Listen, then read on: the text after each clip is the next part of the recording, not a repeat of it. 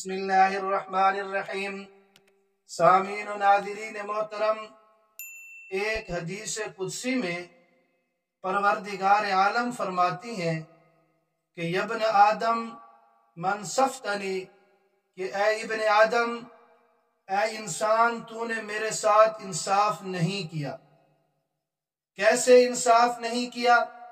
کہ اے ابن آدم، شیطان تمہارا دشمن ہے، میں نے تمہارے دشمن کو تمہارے گھر جنت سے دھتکار کر نکال دیا ہے، اور تمہارا دل میرا گھر ہے، تم اپنے دل سے شیطان کو نہیں نکال سکے۔ یعنی یہ انصاف تو نہ ہوا نا کہ میں نے تمہارے گھر جنت سے تمہارے دشمن شیطان کو نکالا، تم نے ابھی تک میرے گھر یعنی دل سے شیطان کو نہیں نکالا۔ کیونکہ انسان کا دل اللہ رب العزت کا گھر ہے، اور اللہ رب العزت یہ چاہتی ہیں کہ دل سے شیطان نکل جائے، لیکن یہی کام اللہ پاک خود کیوں نہیں کرتے؟ ہمیں کیوں کہتے ہیں کہ اس دل کو صاف کرو اور اس دل سے شیطان کو نکالو؟ یہ اس لیے کہ انسان کی حیثیت میزبان کی سی ہے، اور اللہ رب العزت کی حیثیت بمنزلہ مہمان کی ہے۔ گھر کی صفائی میزبان کے ذمہ ہوتی ہے، مہمان کے ذمہ نہیں ہوتی۔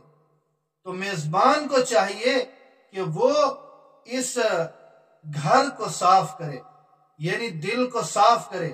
جب یہ دل صاف ہوگا، پھر اللہ رب العزت اپنی تجلیات اس پر ڈالیں گے۔